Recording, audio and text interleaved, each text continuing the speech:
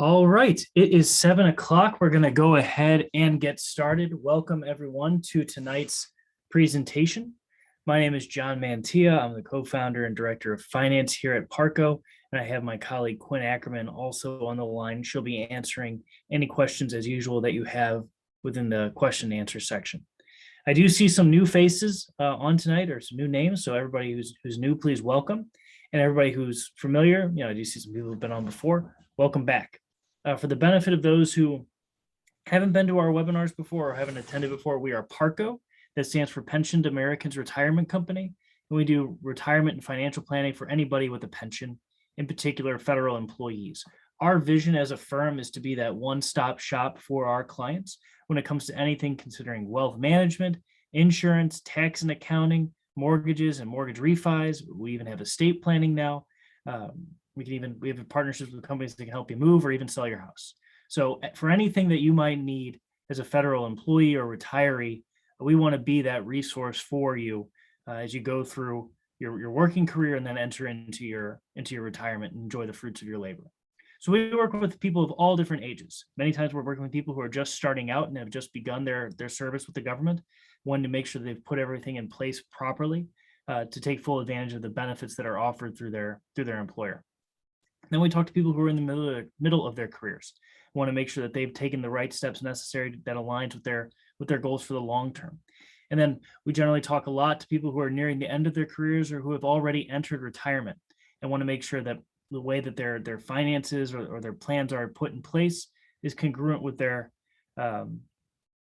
congruent with their long-term retirement objectives.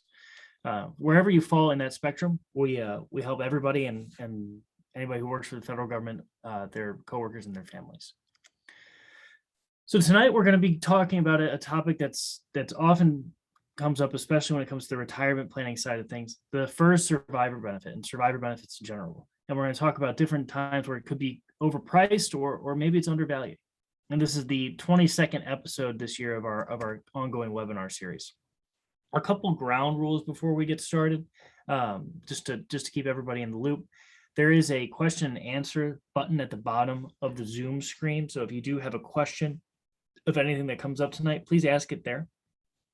And we'll answer it either during the presentation or afterwards, because we'll stay around afterwards to answer everybody's questions. And then everybody on tonight is going to receive a survey asking for your feedback on tonight's presentation. If there's things you think we did well, please tell us. And if there's things you think we could improve upon, please tell us those as well. We're always looking to improve, and we're always looking for new topics to talk about.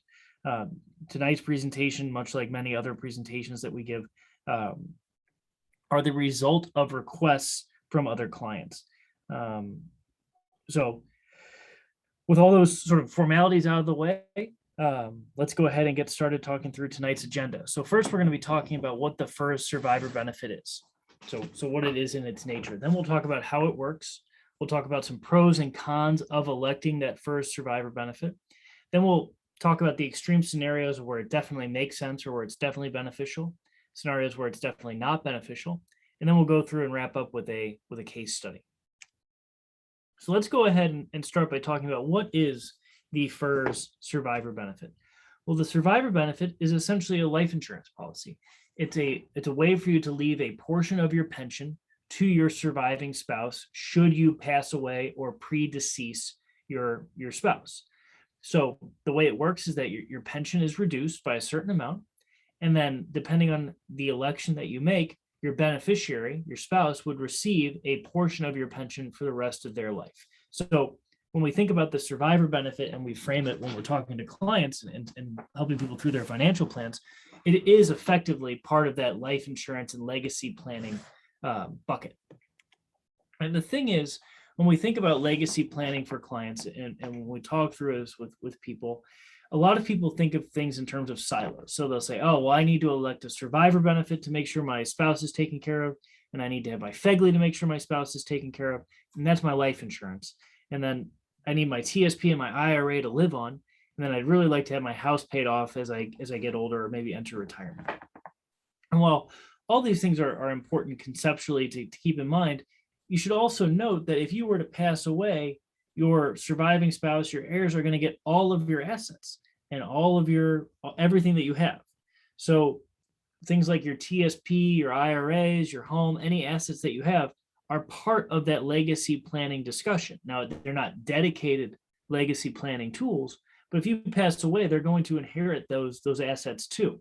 So oftentimes we find people can be overinsured if they have this type of siloed thinking, because to us, looking at things a little bit more objectively, it's all about how each of these different tools plays into your overall estate and your overall larger picture plans. And oftentimes we find that results in people saving a lot of money or not needing to purchase certain types of insurance because they realize, hey, well, if I do die in the next 10, 15, 20 years, my spouse is going to get a healthy sized TSP, or they're going to get a paid off house. So while the survivor benefit might be important, and we'll talk about how it can play into a retirement and legacy plan, it's important to note that it's just a piece of a larger story. So now let's talk about how the FERS survivor benefit works. So as a FERS retiree, you have the option to elect a survivor benefit on your pension, where in exchange for a reduction in your pension for the rest of your life, your spouse will be entitled to a portion of your pension for the rest of their life. So you have three options as a FERS employee when electing a survivor benefit. You can elect a 10% survivor benefit, also known as a full survivor benefit, where in exchange for a 10% reduction in your pension, your spouse is entitled for the rest of your life, your spouse is entitled to half your pension for the rest of their life if they outlive you. You could also elect what's called a partial survivor benefit, where in exchange for a 5% reduction in your pension for the rest of your life and the duration of your retirement, your spouse is entitled to a quarter of your pension for the rest of their life if they were to outlive you. And then, of course, you also have the option to elect no survivor benefit at all, where in exchange for no reduction in your pension, your spouse wouldn't be entitled to any of your pension. It's a pension only for your life. So those are some of the basics of the FERS survivor benefit in terms of how it works mechanically. If there is anybody on tonight who is civil service, just let us know in the comments section, and we'll walk you through how their survivor benefit works a little bit differently. Similar in concept, but in mechanic, it works a little bit different. So you have this benefit available to you. You have this option to elect a survivor benefit on your pension when you retire, but doesn't make sense. Well, what are the pros and cons of doing so? So first, it's important to weigh the different components. On the pros, electing a survivor benefit is a COLA enhanced benefit, meaning that it is cost of living adjusted for the beneficiary. There's no underwriting requirement, and it allows for FEHB continuation, which is perhaps the most important thing. But some of the cons are the cancellation policy, its taxability, its non-transferability, and that it's a structured payout. So let's walk through these each one by one. One of the main cons of the survivor benefit is that you're very limited into when you can cancel that survivor benefit. You have 30 days after you've received your first full pension check after the interim period to turn the survivor benefit off. That's otherwise, if you've elected it after that time period, it's going to be permanent for the duration of your retirement, unless your spouse or the beneficiary passes away. However, you have 18 months after you retire to turn the survivor benefit on. So that's something important to keep in mind, is that you can always turn it on, or you have a much larger window to turn it on than you do to turn it off. And actually, this brings up something that I will keep a note of because it just reminded me of something. Anyway, so another con to the survivor benefit is its taxability, especially when we compare it to life insurance. So with the survivor benefit, you pay for it. It's a reduction in your pension. It's a pre-tax reduction. But then for the beneficiary, it is a taxable benefit. It will count as income to the beneficiary. Whereas life insurance is funded with dollars that have already been taxed, and it passes on to a beneficiary completely free of taxation. So when we think about the different tax implications of these two options, the life insurance does compare favorably. Another pro of the survivor benefit, though, is that it's COLA enhanced. And what does that mean? It means that the amount of the survivor benefit that your beneficiary would receive is based on your pension. Your pension is cost of living adjusted. So as your pension increases over the course of your retirement, as you get those COLAs, so too does the survivor benefit that your surviving spouse would be entitled to. So it does have that built-in inflation protection. And it's one of the things we talk about a lot with our clients and with people, is that the fact that you have this built-in inflation protection within your retirement benefits is extremely powerful. Inflation's been pretty high for the past few months. It's something that people are really concerned about for the long run, and it's really nice to know that as FERS employees, you do have a COLA offset to help mitigate the effects of that inflation on your purchasing power. And we've covered that in past webinars. Another important pro is that there's no underwriting requirement. So what does this mean? It means that there's no health check to elect a survivor benefit. If you retire from the federal government, you can just elect this on your retirement paperwork and it automatically applies. This can be particularly important if you have a much younger spouse than yourself, or you're in ill health and you can't get life insurance or secure other legacy planning tools. The survivor benefit can be a really powerful tool available to you because there is no underwriting requirement. You don't have to pass a medical check to elect the survivor benefit. Now, an important con of the survivor benefits, one big negative, is that it's non-transferable. And what does this mean? Especially as compared to life insurance. This means that you name a specific beneficiary, and that is who the beneficiary is forever. So if you elect a survivor benefit and your spouse is the beneficiary, and your spouse passes away 15 years from now, you can't say, oh, well, now that that beneficiary is gone, I want to name a new beneficiary my grandson. You can't do that. It's non-transferable.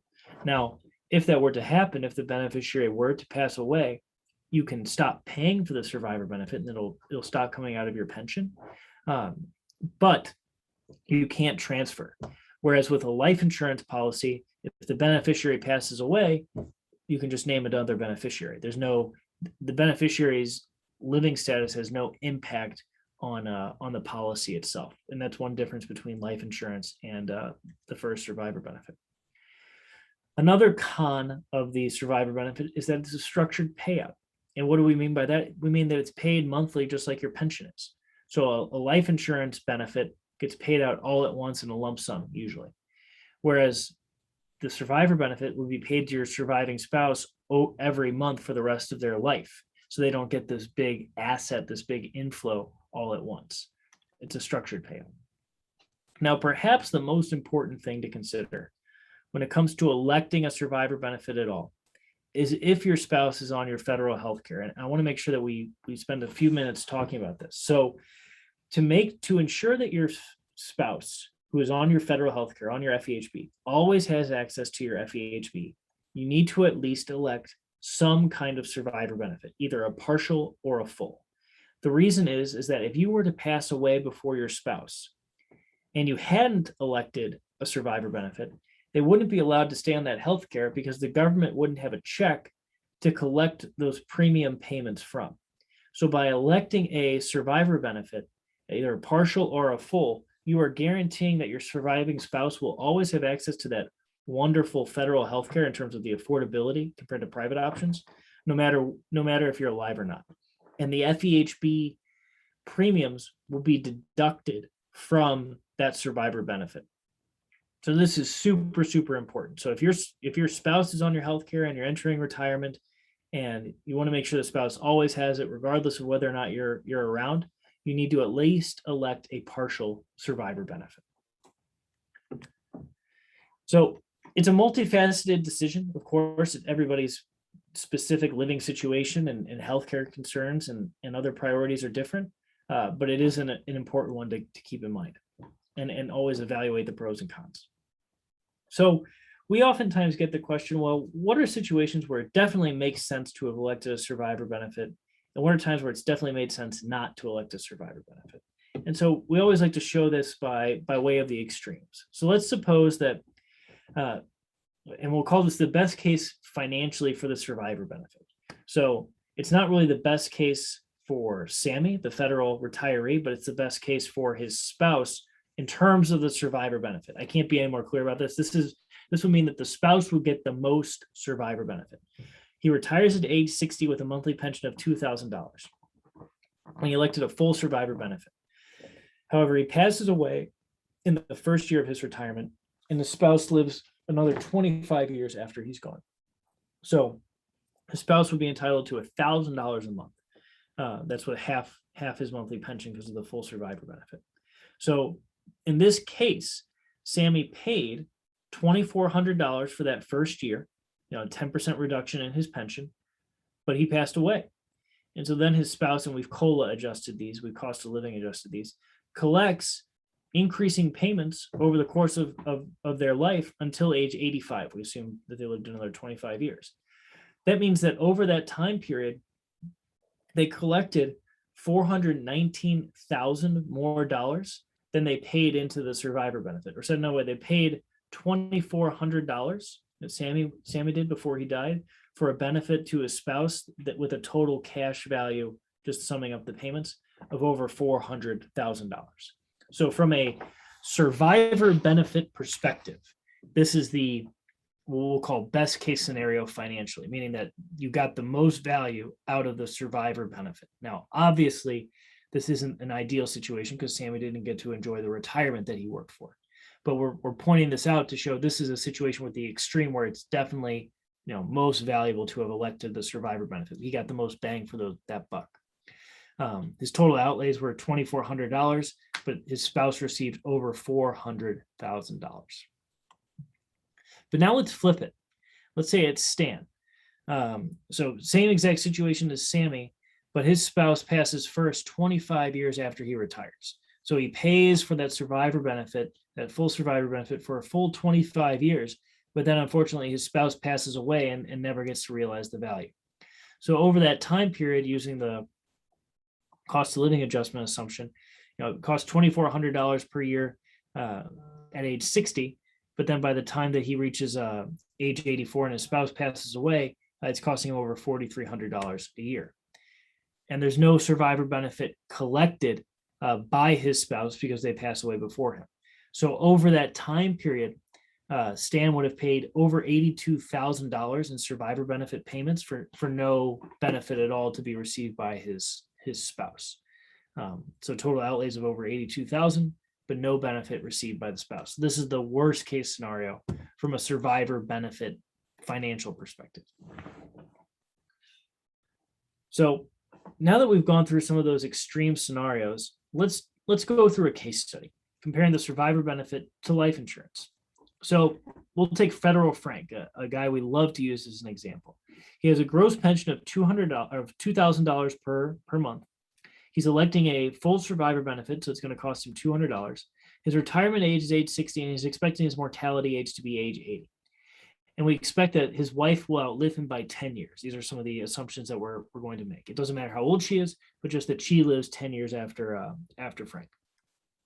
So if Frank elects, and we pulled these quotes for easy scenario perspective. So first thing was a full survivor benefit would have cost Frank $2,400 in the first year, but by the time that he passes away, $3,845 per month, or per year, excuse me. And then his spouse would start receiving $19,704 per year, up to, and then 10 years hence, it's $24,608 because of the cost of living adjustments. So if we do the break evens, by the time that Frank passes away, he's put in $61,635. But by the time that after he dies and his spouse outlives him, the total payments received, the net payments received is $159,121 to the positive. So has received a good deal more in benefit than what he paid for. So the question is, should Frank elect the partial benefit or the full benefit? So if that's what the numbers are for the full benefit, what if instead of electing the full benefit, Frank elected a partial benefit and then bought life insurance to insure for the rest? So think about it like this: that partial benefit is doing a whole lot of work for you as a federal employee, because it locks in not only that quarter of your pension, which is important, but more importantly, it locks in your spouse's access to your federal health care. So that is hugely valuable. So if instead Frank elected the partial survivor benefit, it would cost him less. And then the break even, while lower in magnitude, has a similar shape. He spends just over $30,000 in survivor benefit payments. And then his spouse, if they live an extra 10 years after him, collects a net after the payback of almost $80,000. And so when we compare and contrast life insurance to the survivor benefit and those premium payments, life insurance is not taxable while the survivor benefit is. Life insurance allows him to change beneficiaries while the survivor benefit doesn't. And life insurance is paid out in a lump sum, whereas the survivor benefit is only paid out monthly. So life insurance is paid out at the time of death of the contract owner, of the policy owner, whereas the survivor benefit pays out in a regular monthly income stream for the rest of the survivor's life. So if we looked at a 60-year-old man and tried to figure out how much coverage could he get using $100 monthly premium, we get these tables. He could get, if he was trying to get a guaranteed policy, he could get $35,000 in coverage. If he was in better health, it'd be $44,000. Where standard here is a health rating and preferred is a higher health rating. So again, this is an example, but it's one of those things that at Parco we're able to think about, because our goal is to make sure that however our clients are spending their money or however they're positioning themselves, that it's getting the most for their dollars, that is best aligned with their long-term goals. So for somebody like Frank, who may want to leave behind a legacy or make sure his spouse is taken care of, something like a survivor benefit policy or survivor benefit paired with a life insurance policy might make more sense than just electing the pure full survivor benefit. And of course, it's just as much as an emotional consideration as it is a financial one. It's really important for many people to make sure that they know their spouse always has a monthly income, or that their spouse always has that FEHB. And we can run through the numbers and say, hey, here's what the financials say. But it also has to make sense for you on an emotional level. It has to fit with what your long-term goals are. And that's something that our team and our strategists help clients through every single day. So here is a link and a copy of our works cited, which we're happy to share with anybody who would like it. Something we're really excited about and have been talking about with everybody we can is that we actually have our webinar portal now. It's live on our website. So a lot of people have been asking, hey, I want to be able to see these webinars on my own time because I can't make 7 o'clock, or I'd really like to watch that again. Well, you guys asked and we delivered. So if you go onto our website right now, or if you follow this QR code in the top right-hand corner, there's webinar login. And if you click on that, you just have to create an account. You can use your email or Google account. And from there, you can see several dozens of our webinars, and we're always adding more. So we know a lot of people have been asking that, and this one tonight will also be uploaded as well. So in terms of some upcoming topics, we're going to be covering Social Security next. A lot of people have been concerned about Social Security because we've been seeing a lot of it in the news about the issues with the funding. So we're going to be talking more about Social Security and how strategies for federal employees and retirees. Then we'll be talking about taxes and some concepts that feds need to be aware of. We'll talk about mortgage refi. So something we've been really excited about at Parco is we can now offer mortgages and mortgage refinancings. So we'll be talking about the times to definitely do that. And then we do our monthly end of month retirement paperwork workshop coming up this Sunday, actually. So be on the lookout for that as well. If you ever need to reach us, you know how to get to us at our website, info@GoParco, or calling us on our main line. It's always a thrill to present to you. I know that Quinn and Jesse have been doing this a lot now for the past few weeks, so it was great to get back out there in front of you. And I'm happy to stay here, and Quinn is as well, to answer any questions that you have about the survivor benefit.